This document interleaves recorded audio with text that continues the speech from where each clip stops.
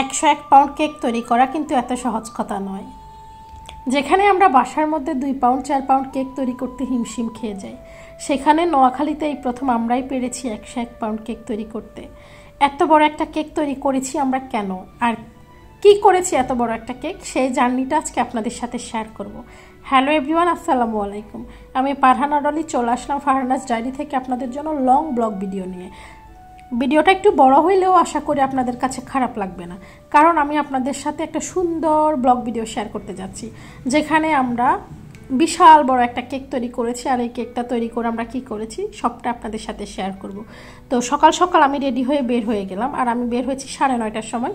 আমাদের প্রোগ্রামে হচ্ছে উপস্থিত থাকার কথা 10টার সময়, তো আমি 9:30টায় বের হয়ে গেছি যেন আমি জাস্ট টাইমে রেস্টুরেন্টে উপস্থিত থাকতে পারি। আর আমাদের অনুষ্ঠানটা ছিল হচ্ছে মাইজদিতে স্কাই ভিউ রেস্টুরেন্টে, যেটা মোটামুটি সবারই চেনা। তারপরে হচ্ছে আমি একটা রিক্সা ধরে বের হয়ে গেলাম, আর আমি কিন্তু খালি হাতে বের হইনি। আমার কাছে কিন্তু 4 পাউন্ড কেক আছে, কারণ আমরা কিন্তু একা একটা কেক একজনে তৈরি করা আমাদের কারো পক্ষেই সম্ভব না। ওই যে কথায় আছে না, 10-এর লাঠি 1-এর বোঝা, যার জন্য হচ্ছে আমরা প্রত্যেকে 4 পাউন্ড করে কেক নিয়ে গেলাম, যেখানে আমাদের 101 পাউন্ড কেক হয়েছে সবার পক্ষ থেকে। এরপরে আমি যখন পৌঁছাইলাম ওখানে, সেখানে দেখলাম যে একজন আপু অলরেডি বসে আছে, মানে আপুটা ছিল ফার্স্ট, আমি হচ্ছি সেকেন্ড। তারপরে একজন একজন করে প্রতিটা আপু হচ্ছে কেক নিয়ে চলে আসছে, আর আমি একটু ভিডিও করলাম। তাদেরকে ওইখানে রেখে হচ্ছে আমি চলে গেলাম হচ্ছে ফেন্সি হুমায়রা বিউটি মেকওভারে, ফেন্সি আপুর কাছে একটা হেয়ার স্টাইল নেওয়ার জন্য। আমি কখনো 3 পিসের সাথে হেয়ার স্টাইল নিই নাই, যেহেতু এটা মানে ড্রেস ছিল, সেখানে হেয়ার স্টাইলটা মনে হচ্ছে আমার ড্রেসের সাথে যায়নি। তারপরে যেহেতু হেয়ার স্টাইল করে ফেলেছি, আর পরিবর্তন করার সুযোগ নাই। মোটামুটি যেমনই দেখা গেছে হেয়ার স্টাইল করে এসে দেখতেছি আপুরা অলরেডি কেকটাকে অনেকটা জয়েন্ট করে ফেলেছে। তারপর আমি সহ হাতাহাতি একটু হেল্প করলাম, করে হচ্ছে মোটামুটি আমরা আলহামদুলিল্লাহ 101 পাউন্ড কেক আমরা জয়েন্ট করে ফেলেছি। আর এর মধ্যে আমাদের ক্যামেরাম্যান ভাইয়ারাও চলে এসেছে। এত বড় একটা কেক কি করেছি আমরা সেটা অবশ্যই আপনাদেরকে লাস্ট অবধি অপেক্ষা করেন দেখাবো যে এত বড় কেকটা কোথায় গেছে। এরপরে আমি আমার ব্যানারের ছবির সাথে হচ্ছে মানে আমার ফেজের লগোর সাথে হচ্ছে আমি একটু ভিডিও টিডিও করতেছি, আর কে আপু আমার সাথে দুষ্টুমি করতেছে। তো এই প্রত্যেকটা আপুর প্রতি আমার অনেক বেশি ভালোবাসা। আমি জানি না যে কেন তৈরি হয়েছে, কারণ এরা অনেক বেশি আন্তরিক।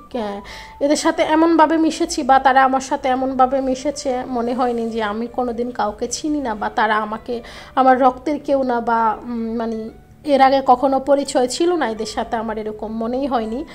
আর আমি অনেক বেশি কৃতজ্ঞতা প্রকাশ করতেছি সাহেলা শারমিন আপুর কাছে, মানে ভিডিওর মাধ্যমে। যদিও আমি পার্সোনালি ওনাকে মানে নিজের বড় বোনের চোখেই দেখি, উনি আমাকে অনেক কিছু শিখিয়েছে, ওনার কাছ থেকে আমি অনেক কিছু শিখেছি, যেটা আসলে মানে বলে প্রকাশ করতে পারবো না আমি কখনো। তারপর আমি অনেক বেশি কৃতজ্ঞতা প্রকাশ করতেছি ওনার কাছে, কারণ আপু এই অনুষ্ঠানটা ঈদের পরে করার কথা ছিল, কিন্তু আমি নোয়াখালী থেকে চলে আসবো কারণে আপু অনুষ্ঠানটা ঈদের আগে করেছে এবং অনেক বেশি পরিশ্রম করেছে উনি, যেটা আমি আসলে ধন্যবাদ দিয়ে আপুকে ছোট করতে চাই না। তবে আমি আপুর প্রতি অনেক বেশি কৃতজ্ঞতা প্রকাশ করতেছি।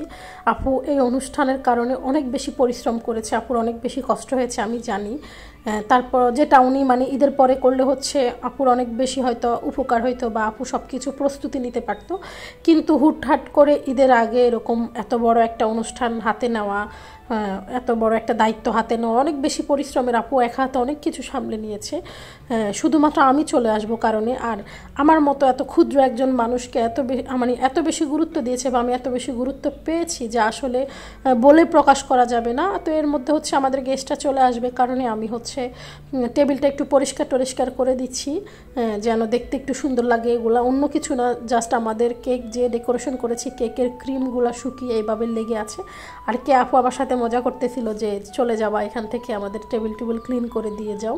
আমিও মজা করতেছিলাম। এগুলা জীবনের একটা ইতিহাস, আর আমি এই ভিডিওগুলো ক্যামেরায় ধারণ করেছি আমি যেন মানে ঘটা করে প্রতি বছর আমি এই দিনটা স্মরণ করতে পারি, যার জন্য আমি একটা ভিডিও মেক করে হচ্ছে আমি সবার কাছে শেয়ার করতেছি। কিছু কিছু সময় জীবনের স্মৃতি হয়ে থাকে যা আসলে কখনো ভোলা যায় না চাইলেও, আর আমিও এই স্মৃতিগুলো কখনো ভুলতেই চাই না। এর মধ্যে আমাদের আরও 2জন অতিথি চলে এসেছে, লাপি আপু আর ফেন্সি হুমায়রা আপু।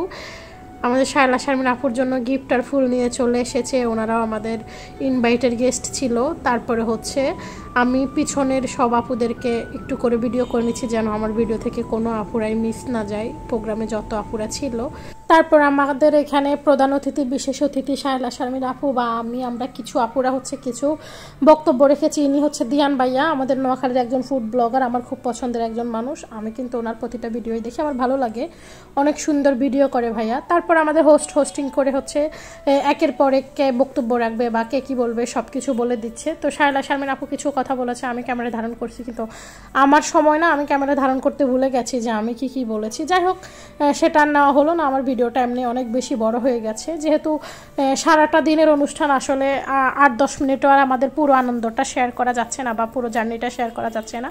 তারপর আমাদের বিশেষ অতিথিকে সম্মাননা স্মারক দিয়ে বরণ করেছেন সাহেলা শারমিন আপু, সাথে ফুল দিয়ে বরণ করেছেন। এরপরে আবার আপুকে সম্মাননা স্মারক দেওয়া হয়েছে। তারপর আমাদের কেক কাটার ফালা, আর কেক কেটে আমরা সাময়িকভাবে কেকটা মানে উদ্বোধন করার পর কেকটা কেটে আমরা এটা রেখে খাওয়া দাওয়া করতে চলে গেছি, কারণ অলরেডি তখন 2:45 বাজে, আমাদের অনেক বেশি ক্ষুধা লেগেছে। তারপর কেকটা কাটার পরে আমরা কি করছি সেটা আমাদের পরবর্তীতে খাওয়া দাওয়ার পরে আমরা যা করার করব, ততক্ষণ আমরা কেকটা কেটে আমরা রেখে চলে এসেছি স্কাই ভিউর 7 নম্বর ফ্লোরে খাবার খাওয়ার জন্য, কারণ আমাদের অনুষ্ঠানটা ছিল 5 নম্বর ফ্লোরে, আমরা খাওয়া দাওয়া করেছি 7 নম্বর ফ্লোরে। আর স্কাই ভিউর উপর থেকে বাইরের ভিউটা, লোকেশনটা অনেক বেশি সুন্দর, এটা যারা গেছে তারা মোটামুটি সবাই জানে। তারপর সবাই খাওয়া দাওয়া শেষ করে আমরা, এর মধ্যে আমি সবার খাওয়া দাওয়াটাকে একটু ভিডিও করলাম, সব আপুরা খাওয়া দাওয়া অলরেডি কন্টিনিউ করে দিয়েছে।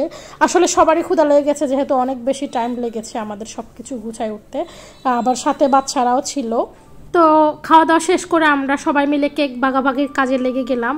আর এবার আসি মূল কথায়, যে আমরা সবাই মিলে কেকটা বানিয়ে, কেকটা মূল উদ্দেশ্য কী ছিল? আমাদের মূল উদ্দেশ্য ছিল আমরা সুবিধাবঞ্চিত মানুষদের, মানে পথশিশুর বা এতিমখানার বাচ্চাদের মাঝে আমাদের এই আনন্দটা ভাগ করে নিব কেকের মাধ্যমে। যারা সারা বছর ওই কেক খাওয়ার সামর্থ্য হয় না বা খেতে পারে না, মোটামুটি সবাই কিনে খেতে পারে, বা আমরা যারা তৈরি করি আমরা তৈরি করে খেতে পারি, কিন্তু তারা তো সামর্থ্য নয় কিনে খাওয়ার বা তৈরি করে খাওয়ার তো অবস্থায় নাই। তো আমরা তাদের মাঝে আমাদের আনন্দটা ভাগাভাগি করে নিলাম। আর এত বেশি ভালো লেগেছে যে তার কিছু অংশ বা কিছু শেয়ারে আমিও ছিলাম, এই জন্য আরও বেশি ভালো লেগেছে। তো এই ছিল আমাদের মানে অনুষ্ঠানের মূল উদ্দেশ্য আর কি, যেটা আপনাদের সাথে শেয়ার করলাম। এরপরে আমাদের কিছু গেমের ছিল, আয়োজন ছিল, আমরা আপুরা কিছু গেমের আয়োজন করেছি, আমরা একটু মজা টজা করেছি, দুষ্টুমি করেছি সবাই মিলে, যেন আমাদের এগুলো স্মৃতি হয়ে থাকে। তো আমাদের প্রোগ্রামটা ভালো লাগলে অবশ্যই জানাবেন, লাইক কমেন্ট শেয়ার করতে ভুলবেন না, আমরা যেন ভবিষ্যতে এত সুন্দর কাজ আরও করতে পারি সেজন্য উৎসাহ করবেন। ধন্যবাদ।